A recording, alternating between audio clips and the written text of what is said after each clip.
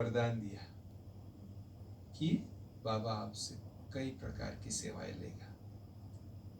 तो ये क्या होता है, जब हम अथकपन होके तत्पर होके सेवा करते हैं, अपना 100% लगा के सेवा करते हैं, तो बड़ों से वरदान मिलता है। कोई वरदान बोल के देता है, कोई मन में देता है, शुभ भावना के रूप में देता है, दुआओं के रूप में देता है। वो जो मिलता है ना, वो हमको बहुत आगे बढ़ा देता है। मैं जब रूम किराए पर लेके रहता था और सेंटर पर सेवाएं करता था, कभी ना तो बोला नहीं, जो भी सेवा सौंपी हाँ जी करके किया। तो एक बार बहन जी ने मुझे पूछा कि ललित भाई आप भोजन का कैसे क्या करते हैं। मैंने कहा दीदी यहाँ सेवा करके जाएंगे, फिर बना के खा लेंगे। तो फिर रात को 10 बजेगा या तो सेवा, मैंने कहा हाँ, उसके बाद जाके बना के खा लेंगे। मैंने मतलब सहज रीति से बोला, भाई जैसे जाके बना के खाना है तो खा लेंगे। कभी 4 आइटम बना ली, कभी 1 आइटम बना के भी जैसा समय वैसा हो जाएगा, उसमें कोई बड़ी बात तो थी नहीं अपने लिए। कभी तो फल खा के भी निकाल लेते टाइम, उसमें क्या बड़ी बात है कुमारों के लिए। तो बहन जी के मुंह से निकला, एक दिन आप इन सब बहनों से आगे जाएंगे। अब वो सहज बात निकल गई मुंह से, लेकिन वो वरदान बन गए।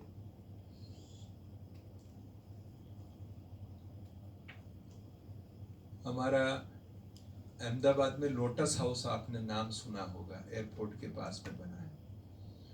उसका निर्माण के समय मेरे को अकाउंट सेवा में इन्वॉल्व किया गया था। फिर चूंकि बहुत बड़ा कंस्ट्रक्शन था, बहुत बड़ा काम था, तो जब इनकम टैक्स का रिटर्न भरा तो नोटिस आई कि आप इसको आके एक्सप्लेन करो। तो मैंने रमेश भाई जी को भेजा बॉम्बे में नोटिस कि भाई साहब ये नोटिस आई है। तो अपनी तरफ से कौन जाएगा सीए असिस्टेंट कमिश्नर के पास ये सब डिटेल देने के लिए, केस में हियरिंग कराने के लिए। तो भाई साहब बोले कि आप बैठे हो ना अहमदाबाद में, आप प्रैक्टिस में हो, आप ही जाओ। अब मैं कभी केस लड़ा नहीं था, ऐसे ट्रस्ट का केस नहीं लड़ा मैंने कमिश्नर के पास जाके। अब भाई साहब ने बोला था, हम चले गए। चले गए तो मैं यही ड्रेस में था। ये ड्रेस की भी स्टोरी है कि पहले जो है बेज नहीं लगाता था मैं, मतलब क्लास में गया तब तक बेज लगाया, फिर बेज निकाल देता था क्योंकि घर पर बहुत विरोध था, टू मच विरोध था घर पर। और थोड़ी शर्म भी आती थी कि बैंक में जाते हैं, इनकम टैक्स में जाते हैं, दोस्तों के बीच जाते हैं, लोग की मित्र संबंधियों के वहाँ जाते हैं, अभी बेज लगाएंगे, वो कुछ पूछेंगे, ये वो क्या, ऐसी थोड़ी शर्म आती थी। तो रेगुलर नहीं लगाते थे, मतलब क्लास में जाते थे तब लगाते थे इस प्रकार से। एक बार बाबा की मुरली में आया, 97 की बार बाबा की मुरली में आया कि बच्चे तुम, साकार मुरली में, कि तुम्हारे इस बेज में सतयुग के महल भरे हुए हैं, सतयुग के महल भरे हुए बेज में। बस वो बात ऐसी मन में घुसी उसी समय कि बाबा ये बेज अब कभी नहीं हटेगा। भले वो उस समय वो स्टूडेंट वाला बेज था, लेकिन उसके बाद मैंने बेज कभी नहीं हटाया, कभी नहीं हटाया, मतलब कभी नहीं हटाया। चाहे कहीं भी गया हूं कुछ भी, और मैंने देखा कि इतनी सेवा हुई बेज से, महल कैसे भरे हुए। कहीं भी जाते पूछते भाई ये क्या है, तो हम लग जाते बाबा का परिचय देने, संस्था का परिचय देने, सेवा करने, वो बाबा का बन जाते। तो हो गया है ना। ऐसे ही तो महल बनेंगे, महल कैसे बनेंगे, सेवा से ही तो महल बनेंगे। तो इससे इतनी सेवाएं हुई तो पता चला कि कैसे इससे महल मिलने वाले हैं। और लगभग 2000 के आसपास, वर्ष 2000 के आसपास तो मैंने डिसाइड किया कि बाबा अभी मैं केवल वाइट कुर्ता पजामा ही पहनूंगा और कोई ड्रेस नहीं। उसके बाद भले मैं घर में ही रहता था, अपनी सीए प्रैक्टिस चालू थी, सब जगह जाना आना होता था, सब कुछ था, लेकिन बस ये वाइट जबा पजामा के अलावा कोई ड्रेस ही नहीं मेरे पास। 25 साल से कोई ड्रेस नहीं, दूसरी है ही नहीं मेरे पास। इससे भी बहुत सेवा हुई। तो जब ये मैं पहन के कमिश्नर के पास गया तो उन्होंने भी यही पूछा, भाई क्या है आपकी संस्था क्या करती है, बस इतना पूछा और हमने शुरू कर दिया अपना सारा ग्रंथ खोल दिए ये करते हैं, वो करते हैं, ये वो सब बता के फिर उनको कहा कि आप हमारे सेंटर पर आइए। इनकम टैक्स वालों को कोई अपने यहाँ नहीं बुलाता, लेकिन हमने इनविटेशन दिया है कि आप सेंटर पर आइए, देखिए हमारा एक सेल्फ मैनेजमेंट का कोर्स शुरू हो रहा है शाम को, तो आप ऑफिस से वहाँ होके कोर्स करके फिर घर जाइए। तो वो वास्तव में आ गया। तो उसने एक दिन का कोर्स किया, दूसरे दिन उसकी वाइफ को लेके आया, तीसरे दिन बच्चे को भी लेके आया और पूरा कोर्स किया, सब कुछ किया।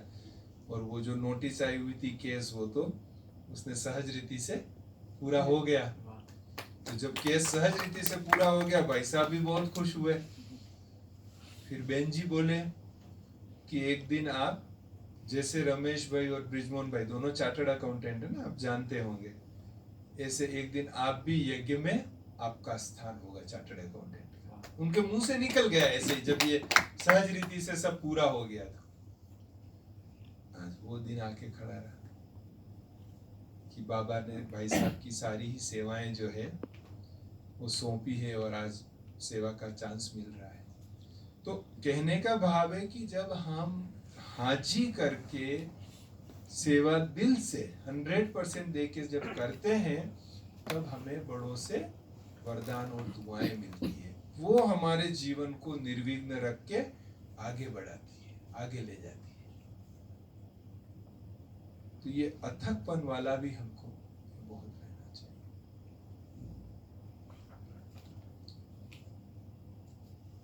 बेसिक जो बाबा की बेसिक बातें हैं और बेसिक जो थोड़े जो ये बातें हैं, इसको अगर हम जीवन में धारण कर ले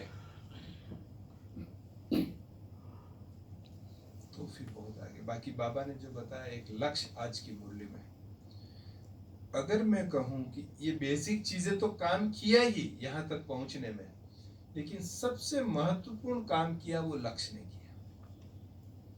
जब मेरा 7 डेज कोर्स पूरा हुआ, मैंने बताया ना, परिवार का तो परिचय नहीं था, बहनों का भी परिचय नहीं था, सेंटर नहीं देखा था, किसी के घर में मैंने 7 दिन का कोर्स किया पाठशाला में। 8वें दिन उन्होंने मुझे क्लास में बिठाया, उनका छोटा सा मुरली क्लास होता था, क्लास में बुलाया, बिठाया सामने संदली पर, क्लास के बाद बुलाया, कहा अपना परिचय दो। 8वें दिन मैंने कहा शरीर का नाम ललित है, अभी सीए की पढ़ाई पढ़ रहा हूँ। उस समय चल रही थी मेरी स्टडी। तो वो भाई ने पूछा अभी आपके जीवन का लक्ष्य क्या है? तो मैंने बहुत विश्वास के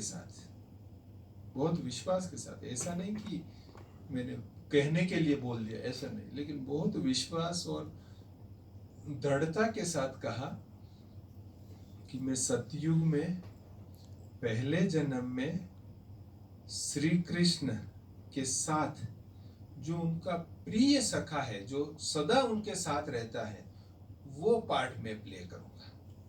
ये मेरे जीवन का लक्ष्य है। लक्ष्मी बनूंगा, नारायण बनूंगा, श्री कृष्ण बनूंगा नहीं। वो पहले से, वो दिन से फिक्स है मन में कि श्री कृष्ण के जो सखा वाला पार्ट है, जो सदा उसके साथ रहता है, वो मुझे पार्ट प्ले करना है। और वो छप गया मन में कि बस मुझे वो पार्ट प्ले करना है। और वो जो लक्ष्य रखा हुआ है ना, उस लक्ष्य ने मुझे यहाँ तक पहुंचाया। क्योंकि मैं सोचता था कि बाबा, ब्रह्मा बाबा श्री कृष्ण बनेंगे। ब्रह्मा बाबा ने तो स्थापना में निमित्त बने और सारे विश्व की आत्माओं की सेवा की।